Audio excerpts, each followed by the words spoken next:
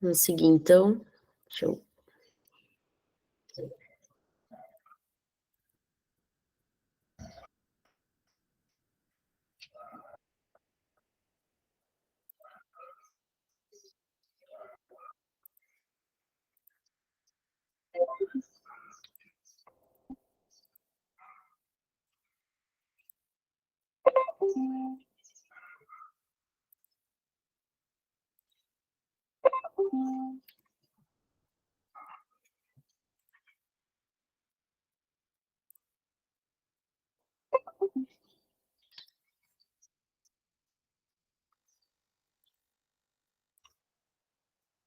Seguindo, né? Deixa eu só fechar aqui para não ficar esse barulho.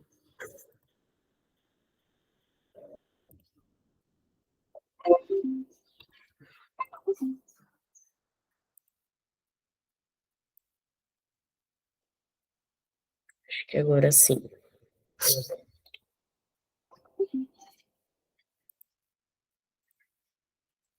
Seguindo nos ácidos, como eu estava dizendo, eles são compostos covalentes, ou seja, né, eles vão fazer ligação covalente a partir da reação com a água, né, onde essa reação com a água é chamada de ionização. E com isso eles vão formar soluções que apresentam um único cátion, né, que é chamado de hidrônio H3O+, ou um cátion H+. Temos alguns ácidos que são os principais, né, digamos os mais importantes. O ácido sulfúrico, ácido fluorídrico, né, todos esses aqui que eu não vou ler, que senão a gente vai perder muito tempo. Qual que é a característica da gente identificar, né, uma função ácido? Sempre vai ter o hidrogênio na frente, isso caracteriza um ácido. Pode ter no final um oxigênio, mas o meio tem que ser um elemento diferente de hidrogênio e diferente de oxigênio. Podemos ter somente, como é o caso do ácido clorídrico, somente dois elementos químicos, né? Sempre o H na frente para identificar que é um ácido. Já as bases, a gente tem como ela vai liberar um ânion, né, chamado de hidróxido, que é o OH-, e as bases a gente vai ter como forma de identificar, a partir, né, da fórmula molecular ali sempre o OH no final, tá? Então, ácido, o hidrogênio na frente, base, o OH no final.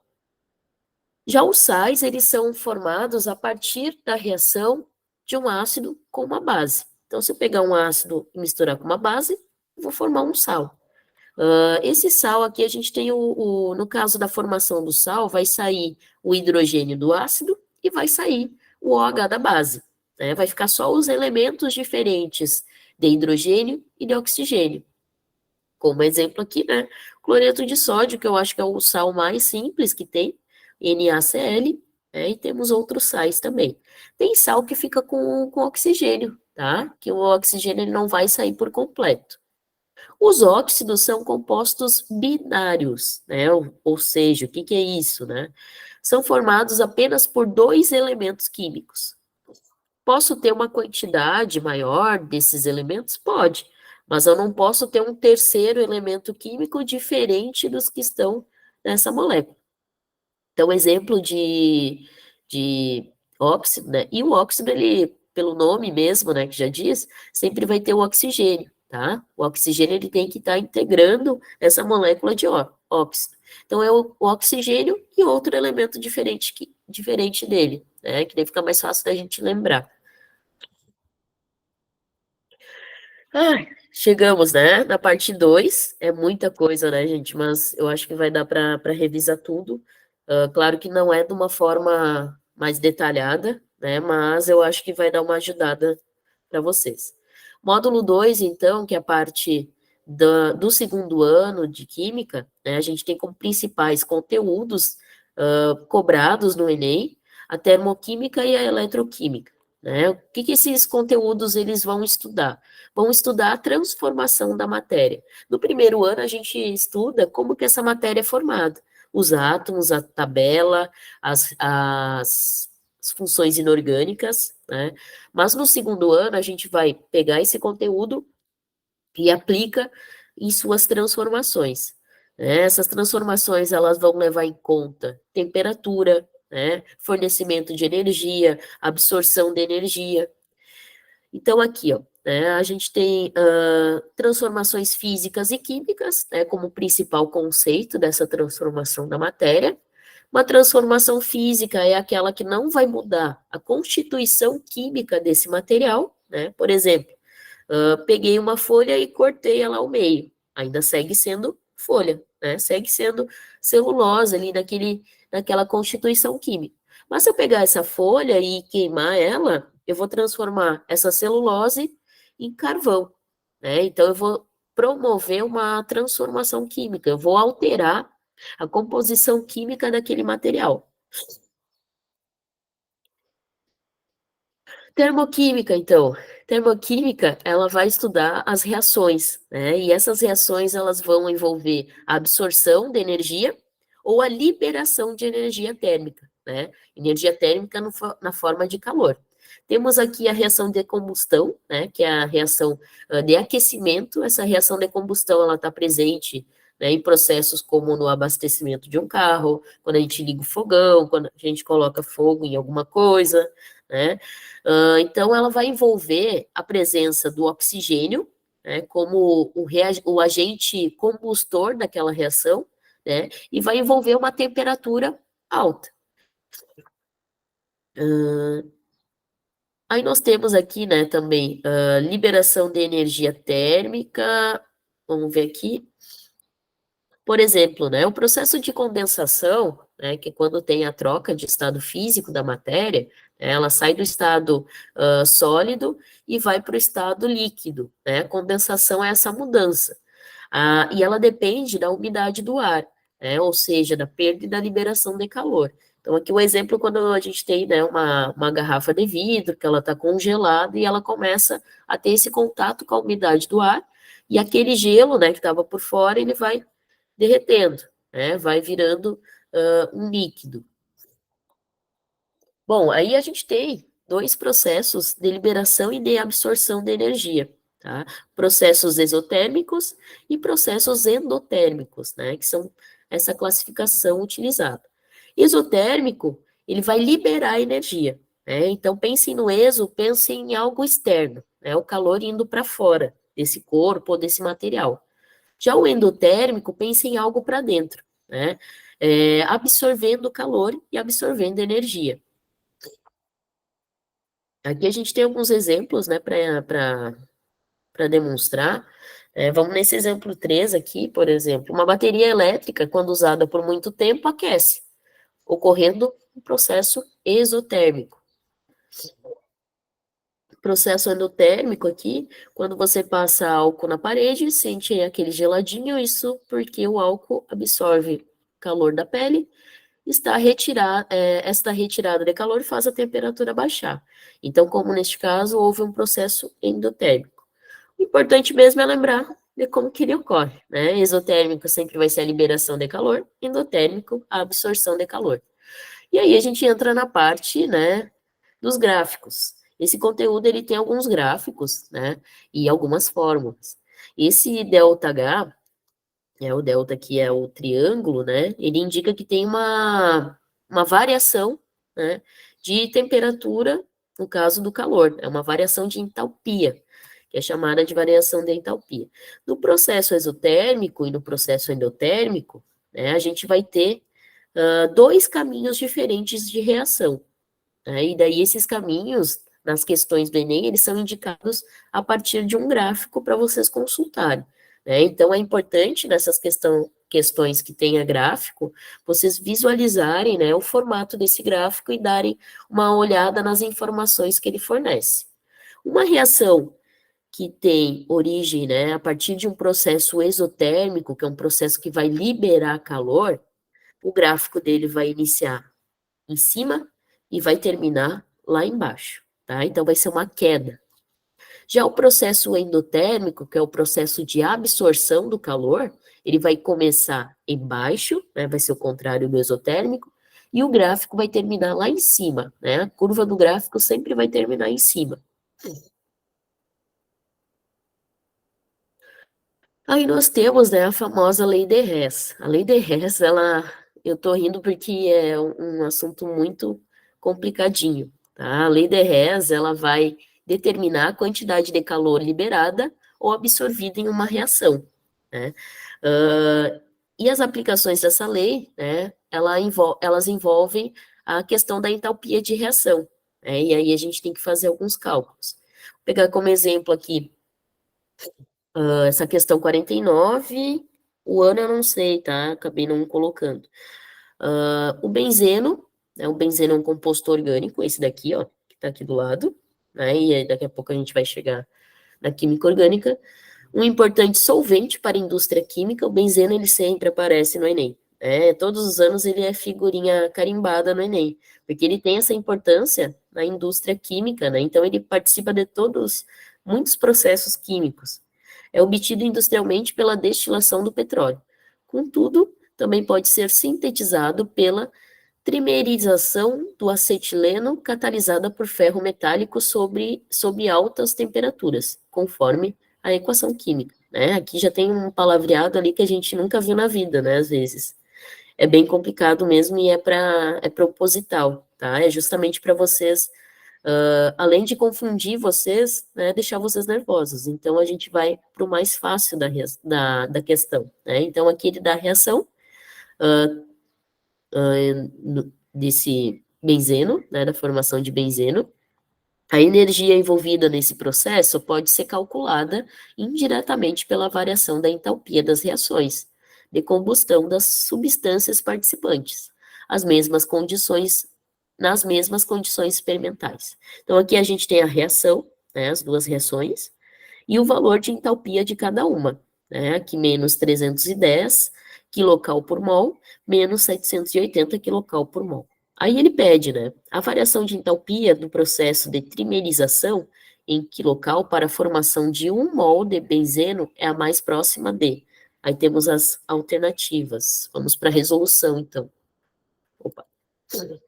As equações termoquímicas obtidas experimentalmente podem ser invertidas, multiplicadas ou divididas algebricamente, como se fossem equações matemáticas, para resultar a equação que representa o processo. Acho que aqui eu esqueci de colocar a resolução, obviamente, né? Como vocês podem ver. Mas então, como que a gente resolve essa questão, né? Deixa eu só pegar a calculadora aqui, como eu não coloquei o cálculo, vou fazer aqui na hora, só um minutinho para ver se a gente.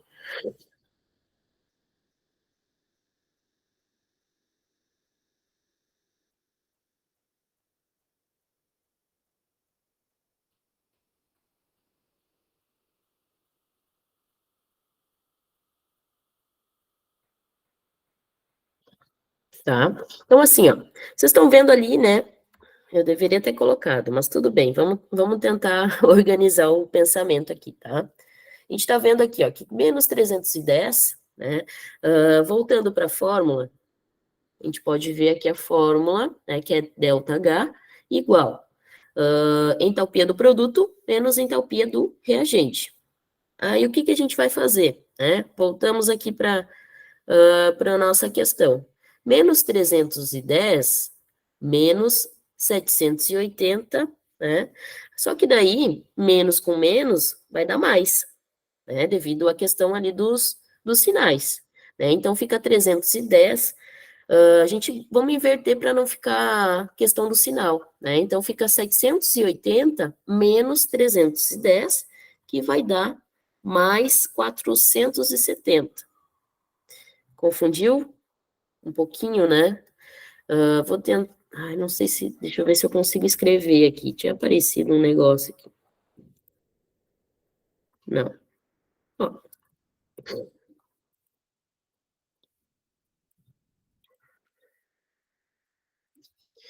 tá? Então, o que que a gente vai fazer? Né? Quando a gente tem sinais iguais, a gente sabe que vai dar uma soma. Para não ficar, o negócio para não ficar. Peraí, vamos ver se eu.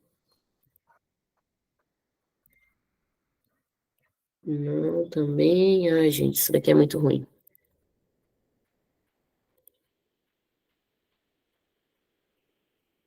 Ó, eu vou fazer no. Vamos para o mais fácil, né? Pra gente não perder tempo. Eu vou fazer aqui no slide, ó. Bem mais fácil, né? Deixa eu fazer aqui para vocês o cálculo.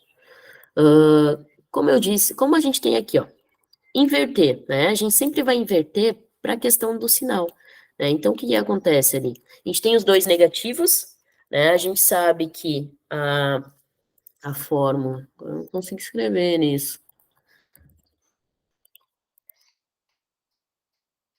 aqui, tá? Então, ali a fórmula, né? A gente tem menos 310, deixa eu abrir minha calculadora aqui, e temos o menos 780. Só que a nossa fórmula, ela é delta H igual a o H do produto menos o H do reagente, tá? Substituindo, né? Menos 310 mais, menos, desculpem, menos 780.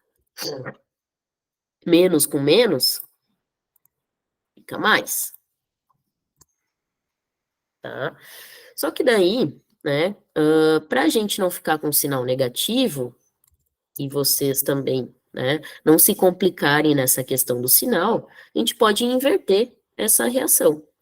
Como que a gente inverte essa reação, né? 780 mais, menos, desculpem, 310, e daí a gente vai ter esse resultado, né? Porque aqui é menos e aqui vai ficar mais. Então, são sinais diferentes, né? Aí a gente vai ter o resultado de essa opção, essa alternativa aqui, a letra E, mais 470, tá? E esse fica sendo o nosso resultado ali. Se tivesse, talvez tenha, provavelmente vai ter uma questão assim, né? Lembrem dessa questão de inverter, né? Se os dois tiverem o mesmo sinal, né, principalmente sinal negativo ali, vamos inverter. Coloca o 780 em cima, na frente, né, e faz ele menos 310. Que daí a gente não vai se complicar nessa questão do sinal. Então, aqui a alternativa certa é a letra E, tá? Se ficar bem confuso isso daqui, depois a gente posso explicar de novo, não tem problema.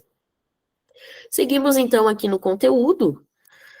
Eu, particularmente, eu odeio esse conteúdo de segundo ano, porque eu acho ele bem complicado, né? Fazer cálculo já é complicado, então imagina fazer cálculo de química, né? Complica mais ainda a vida.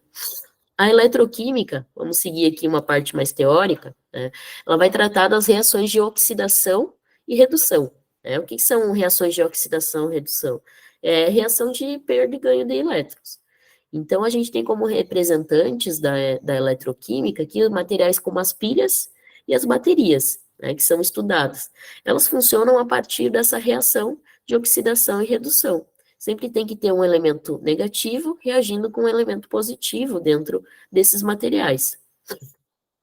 E aí a gente tem um negócio bem complicado que é chamado de número de Knox. Então, o número de Knox de um elemento, ele vai descrever a carga que os elementos, que os átomos assumem com a quebra das ligações. O que seria isso, né? Quando eles fazem algum tipo de ligação, eles vão trocar de carga, né, de elétrons. Então, se ele ganhou elétrons, ele vai ficar com carga negativa. E se ele perdeu elétrons, ele vai ficar com carga positiva. Essa troca de carga é chamada de número de oxidação, ou NOx. Nós temos alguns NOx fixos, né? É complicado de decorar, tá? Mas para quem está no segundo ano e no primeiro, né, consegue ter um pouquinho mais de tempo para fazer isso. Então, a gente tem algumas regrinhas aqui em relação ao NOx. Substâncias simples, né, que a gente tem os exemplos de substâncias simples, elas são formadas por apenas um elemento químico, um tipo de elemento químico. O NOx dessa substância simples sempre vai ser zero. Já um íon, né, a carga do íon, no caso dessa substância simples, vai ser a própria carga, né, o número de NOx. Um exemplo aqui, ó, o Na+, né, o Na+, ele perdeu um elétron e ele ficou positivo. Então, o NOx dele vai ser mais 1. O alumínio aqui, Al3+, ele perdeu 3 elétrons, né? Ele doou 3 elétrons, ele perdeu, e ele ficou positivo. Então, o NOx dele vai ser mais 3, vai ser a própria carga ali de elétrons que ele doou. Os metais alcalinos, que é aquela primeira coluna, todos com NOx mais 1. Os metais alcalinos terrosos e o zinco, todos NOx mais 2. Alumínio, NOx mais 3, né? Importante lembrar desses 4 aqui, ó. Tá? Esses 4, eles têm NOx fixo. Então, o alumínio sempre mais 3, o flúor sempre menos 1, o oxigênio, né, se ele tiver ligado a um não metal, vai ser mais 1, e se ele tiver ligado a elementos da primeira coluna e da segunda, ele vai ter NOx menos 2, menos 1, desculpa. E os oxigênios, eles complicam mais a nossa vida quando a gente tem o NOx. Porque os oxigênios, eles é um tipo de elemento químico que ele faz ligações com muitos elementos, né, com elementos distintos. Então, na maioria dos compostos, né, ele vai ter NOx menos 2. Mas quando ele está ligado a peróxidos, o que é isso, né? Oxigênio com sódio, oxigênio com hidrogênio, oxigênio com cálcio e oxigênio com magnésio. Então, ele vai ter NOx menos 1. Superóxidos, ele vai ter NOx 1/2. E com flúor, NOx mais 2. O que a gente vai lembrar do oxigênio, né, para essa prova e para outras provas de vestibular? Somente o NOx menos 2, e lembrar que quando ele está com flúor, ele é NOx mais 2. Por que lembrar do menos 2? Porque assim a gente vai reduzindo a chance, né, de errar, se você não lembra. Então, se você não lembra, tenta lembrar do mais comum para o oxigênio, né, que é o NOx menos 2. E daí também a gente diminui a chance de errar alguma coisa, né, e tentar fazer um chute ali, né, se tiver complicado. Aí nós temos, então, algumas reações que são importantes, né, dentro da eletroquímica. Por exemplo, a produção do ferro, né, que o ferro, ele é utilizado na indústria. Temos aqui a fotossíntese, né, que é a reação das plantas na produção de energia e formação de açúcar, de glicose. Também tem a troca de elétrons. Reações redox, né? Aí a gente tem essas relações aqui, ó. O NOx diminuiu, né? Ganhou elétrons. Significa que esse elemento ganhou elétrons. Se ele ganhou elétrons e o NOx dele diminuiu, ele sofreu uma redução. Se ele sofreu uma redução, ele vai ser um agente oxidante. Lembram que eu disse para vocês que na química tudo é ao contrário, né? Vamos comparar com o de baixo agora. Se o NOx aumentou, significa que ele perdeu elétrons. Se ele perdeu elétrons, ele sofreu uma oxidação. E se ele oxidou, ele é um agente redutor. Como que a gente vai saber isso? Por esses números que estão aqui em cima. Sempre a gente vai ter uma reação redox para analisar. Né? Então, aqui o exemplo do zinco. Ó. O zinco ele tinha 0, né? E ele perdeu elétrons, aumentou o seu NOx. Ele ficou com mais 2. Já nossa, esqueci esse daqui. Acho que é o mercúrio, tá? O mercúrio, ele é mais 2, então ele ganhou elétrons, ficou com 0, diminuiu o NOx dele. O zinco, ele sofreu oxidação e o mercúrio, ele sofreu redução. O que a gente tem que lembrar dessa parte, né? Na questão vai ter essa reação para vocês analisarem, mas lembrar desse esqueminha aqui, né? NOx diminuiu, ganhou elétrons, sofreu redução. Sofreu redução é agente oxidante, contrário, tá, gente? NOx aumentou, perdeu elétrons. Perdeu elétrons, sofreu oxidação, agente redutor. Aqui, vamos ver. Aqui é uma questão para colocar, né, o número de NOx, tá? Só que eu acho que dessa forma vai complicar um pouquinho de vocês entenderem, né, que eu não consigo escrever aqui. Mas então a gente vai pular, tá? Para não baralhar um pouco as ideias, né? Vamos tentar ir para o mais fácil, já que a gente não tem muito tempo né, para revisar. Então, vamos revisar o mais básico, né, para vocês chegarem na prova e pelo menos o básico vocês saberem e conseguir se virar, né, nas questões que tiverem de química, tá? Então, a eletroquímica, ela vai... Aqui a gente tem um exemplo, né? Esse esquema da pilha, com certeza vocês já viram esse exemplo da pilha aqui, quem está no segundo ano, né? Que é a pilha onde a gente vai verificar, né, qual o elemento químico realizou a oxidação e qual o elemento químico realizou a redução, né? Então, o eletrodo, né, que vai ser esse fio aqui que vai ligar as duas placas, geralmente placa de zinco e placa de cobre, cobre, tá? Um vai ser o ânodo, no caso do zinco, e o outro vai ser o cátodo. O ânodo, ele sempre vai sofrer oxidação, e o cátodo sempre vai sofrer a redução, tá? Por que que o ânodo vai sofrer oxidação? Porque ele é a parte negativa, né? Ele é a carga negativa dessa pilha. Então, ânodo, lembrem lá dos íons, né? Ânions, carga negativa. Cátodo é a carga positiva e ele vai sofrer redução, né? Ele vai perder elétrons. Oxidação, ganha elétrons. Redução, perde elétrons. Redução, perde elétrons, obviamente, tá? Aqui, assim, ó, a gente tem esses números, né, que são números fixos, tá? Cada reação química, né, ela pode ter um número fixo de oxidação e um número fixo de redução, né? Então, são sempre iguais, só muda o sinal, tá? Essa tabela aqui é uma tabela que é algo para se decorar, mas não é algo assim, ó, que vocês não vão, se não decorar, não consegue fazer, tá? Então, ela tem uma importância, mas é bem complicado perder tempo em decorar essas tabelas, né? Tempo que poderia usar para estudar outras coisas, tá? Vamos ver essa questão aqui, ó. Uma coisa boa do Enem, tá? Lembrei agora vendo essa questão.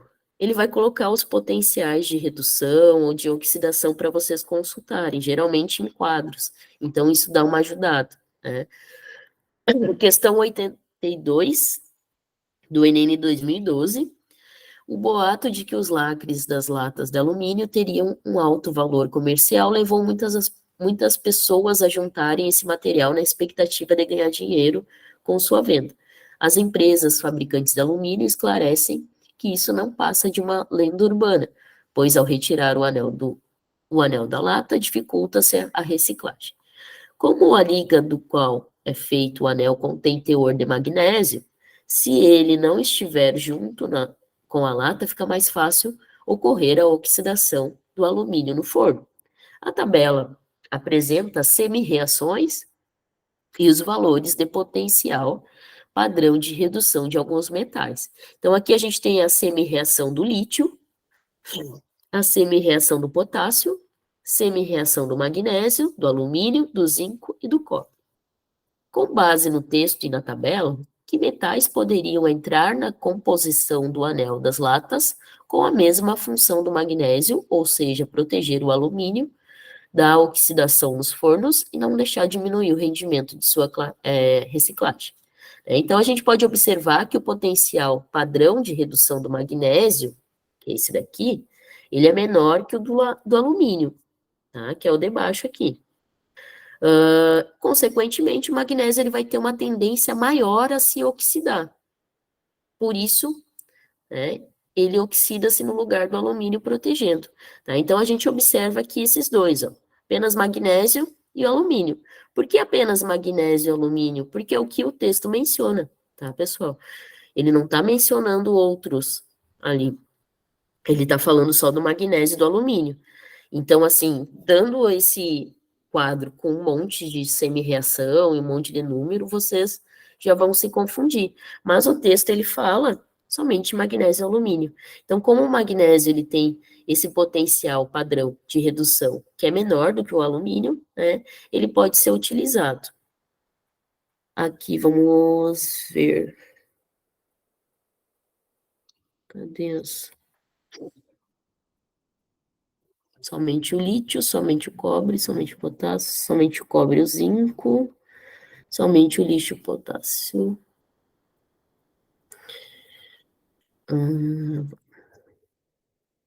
Será que eu esqueci de botar a certa? Mas assim, não sei se ela não foi anulada, tá? Vou ter que ver depois. Mas aí a gente vamos focar no quadro, né? Para a gente ter essa noção, assim. Lembrar dos textos, né? Quando o texto ele traz algumas informações a mais, às vezes é para confundir, né? Então, ter o foco mais nessa parte objetiva do texto, da questão, né? E também tentar resolver a partir das informações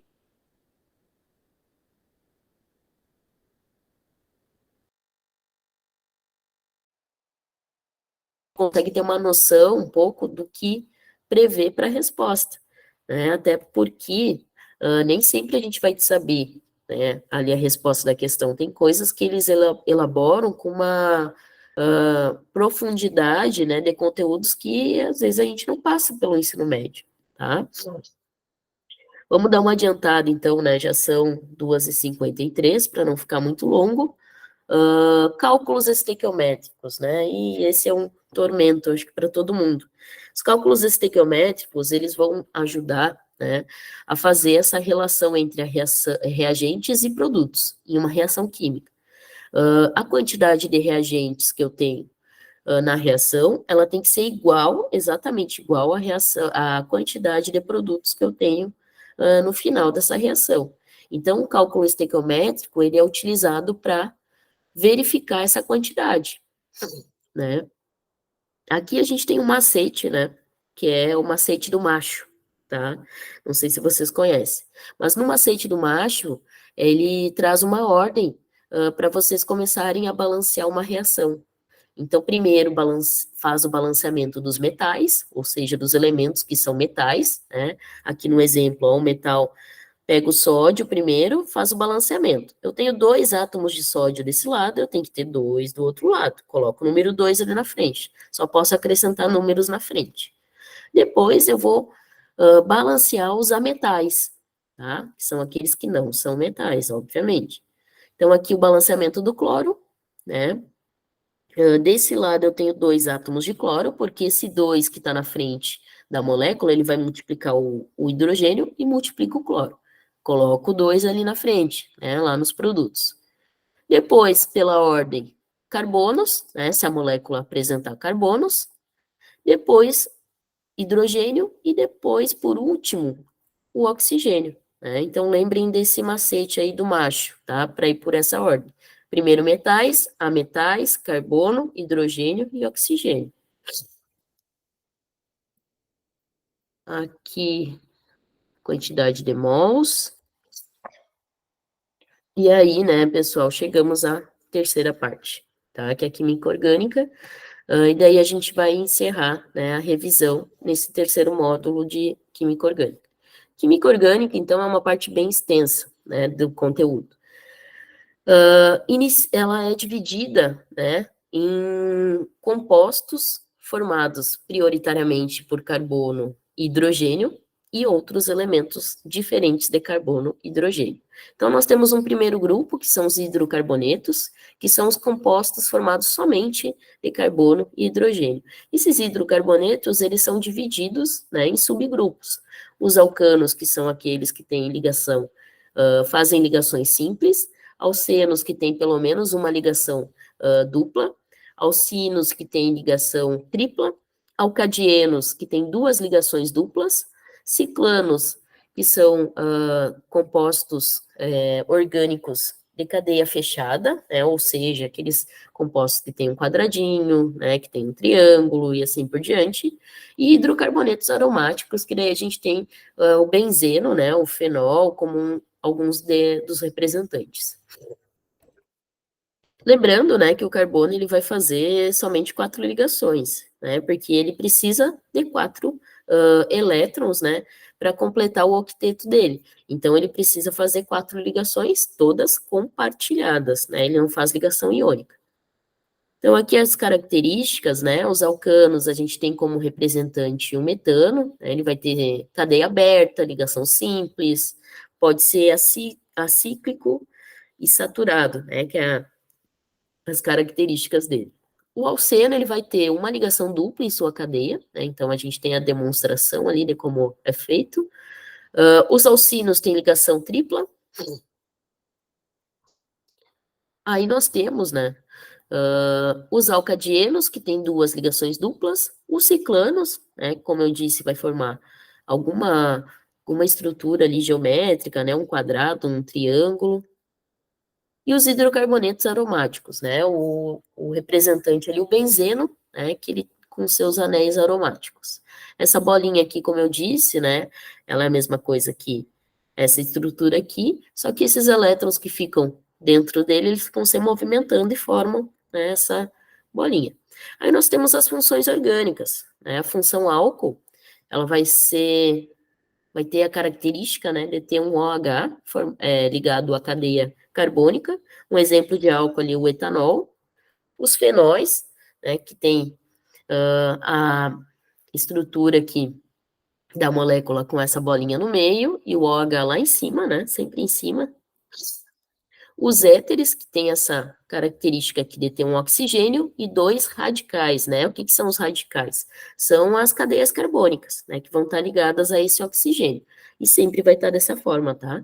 Sempre vai estar, parece que esse oxigênio está num triângulo ali. Os ésteres, que daí a gente tem o carbono no meio, uma ligação dupla, o oxigênio, outro oxigênio e o radical.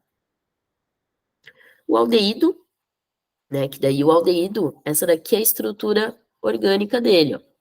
Carbono ligado a um hidrogênio e a um oxigênio com dupla ligação. Acetona, que daí, ó, pega o aldeído, tira aquele hidrogênio ali, coloca um radical, a gente tem acetona, tá? Geralmente, assim, ó, a formação de uma função para outra, ela vai acontecer a partir de uma função orgânica, né? Se eu pegar um aldeído e fazer uma reação orgânica, eu posso chegar na produção da acetona, né? Então, essas funções orgânicas, elas são formadas umas das outras. O ácido carboxílico, então, a gente tem um radical, né? Um carbono aqui no meio, a dupla ligação com o oxigênio e o OH. A amina, daí eu tenho o nitrogênio, né, no meio e três radicais diferentes, tá? Então, o nitrogênio no meio, três radicais diferentes. Já a amida, né, a amida ela vai estar um pouquinho diferente. A amida ela vai estar ligada a um carbono que tem um oxigênio com dupla ligação. Então, para a gente diferenciar amida da amida, amina da amida, a gente tem que olhar esse oxigênio que vai estar ligado, né, principalmente na amida aqui. Os aletos orgânicos, então, são compostos formados pelo grupo dos halogênios, né, que é o grupo 17 da tabela, que substituem os átomos de hidrogênio na reação de halogenação, tá? Então, a reação de halogenação é a que forma os aletos orgânicos. A nomenclatura, então, eu expliquei naquele outro vídeo, né? Tem a ver, né? No caso, tem como base o número de carbonos, né, da cadeia. Aqui, uma tabela com essas funções orgânicas, né, e o resumo ali de como que é o grupo funcional, como que é a fórmula geral dessa função, e aí a gente chega à parte das reações orgânicas, que é um conteúdo, assim, bem, que tem um enfoque bastante acentuado, né. Essas reações orgânicas, elas são mais complexas que, por exemplo, uma reação de formação de um ácido, né? Então, a gente tem aqui, ó, primeira reação, reação de adição, né? Como o nome diz, vai adicionar alguma coisa àquela cadeia, àquela molécula orgânica, né? Aqui, ó, a gente tem sempre reações de adição, sempre o objetivo é destruir, não, mas separar essa ligação dupla que tem na cadeia carbônica, né? Como a gente vê aqui o eteno, né? O eteno, ele tem uma ligação dupla.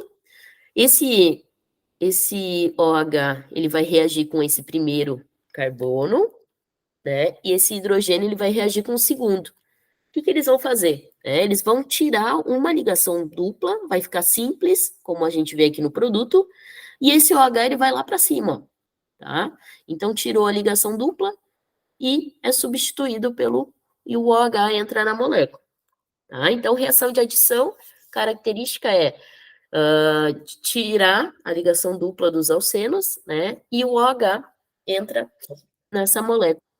Ela.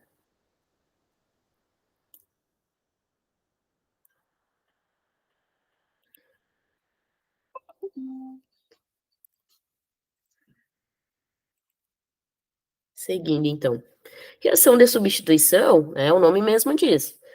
Um vai ser substituído pelo outro, né? Então, aqui, o hidrogênio, ele vai ser substituído pelo cloro, né? Eles vão trocar de lugar, tá?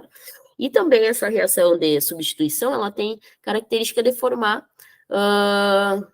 ácidos, né? Então, ela vai formar ácidos, mas sempre, claro, um substituindo o outro. Então, a molécula orgânica, ela vai perder um hidrogênio, e esse hidrogênio, ele vai ser substituído pelo outro elemento que está aqui. Reação de eliminação, né? Então, na eliminação, se a gente comparar lá com a adição, né? A adição quebrava a ligação dupla. A reação de eliminação, ela tem o objetivo de formar uma ligação dupla. Então, ela vai tirar esses elementos diferentes do carbono e do hidrogênio, né, e vai formar uma ligação dupla. Aí a gente tem a isomeria, né? A isomeria é um fenômeno que ocorre quando dois ou mais compostos possuem a mesma fórmula molecular, porém apresentam propriedades diferentes, né? O que é a mesma fórmula molecular? Se eu pegar e colocar a fórmula molecular do propanal e da propanona, vai ser igual. Só que se eu pegar a estrutura molecular deles, é diferente e eles têm funções diferentes. Por exemplo, né, o propanal ele é utilizado como na indústria de tinturaria, tá? Já a propanona, ela é um solvente orgânico, né? Por exemplo, ali, ó, vendido como acetona, tá? Então, eles têm funções diferentes, mas têm a mesma quantidade de elementos e a mesma fórmula molecular. Então, a isomeria é isso. Aí nós temos, né, alguns tipos de isomeria. Temos a isomeria de função, né, que daí é a questão da função orgânica, né, são funções orgânicas, grupos funcionais diferentes, função de cadeia, né, ou é uma cadeia fechada que tem o mesmo número de elementos da cadeia aberta. Função de posição, né, aqui o OH está no primeiro carbono, na segunda molécula está no segundo. Metameria ou compensação, né, também é a questão do lugar ali onde está, né, o oxigênio. A tautomeria, que daí é entre aldeídos e cetonas, tá, que eles têm a mesma fórmula estrutural, tá, com o mesmo número de elementos, só que com função diferente. Bom, chegamos ao nosso final, tá? Mas antes da gente chegar ao nosso final, eu lembrei que tem isso daqui, ó, do cis e do trans, tá? Na molécula orgânica. Ali, as moléculas cis, elas vão ter a mesma, em linha reta, né, os mesmos elementos, né, que estão ligados aos carbonos. Quando uma molécula, ela tem isomeria espacial cis, ela tem cloros, né, tem elementos iguais na mesma linha, né, aqui no caso, ó, cloro e cloro, hidrogênio e hidrogênio. Quando ela tem isomeria espacial do tipo trans, ela tem indiferentes, né, em diagonal, ó, hidrogênio, tem um em cima e tem um embaixo. Cloro tem um em cima e tem um embaixo também. Tá? Assim, então, pessoal, chegamos ao final ali. Alguém tem alguma dúvida? Se não tiverem, eu já vou ver de botar a gravação ali para vocês. E em relação à prova, né? Acredito que eu estava olhando ali o tempo médio para resolução de cada questão. Tentem utilizar mais ou menos cerca de 3 minutos para cada questão, né? Não demorem muito tempo se vocês não sabem fazer, né? Deixem para depois voltar naquela questão. E eu acho que é isso, né? Quem está no primeiro e no segundo ano, daí ainda tem mais tempo. O pessoal do terceiro, daí dá uma retomada e prestar bem atenção, né, nos enunciados ali para conseguir, pelo menos, fazer algumas questões e conseguir algumas informações pelo enunciado. Então, obrigado quem entrou, né? E caso tenha alguma dúvida, podem me chamar ali no WhatsApp também, tá? E eu acho que é isso. Até mais, então, e boa prova para vocês amanhã.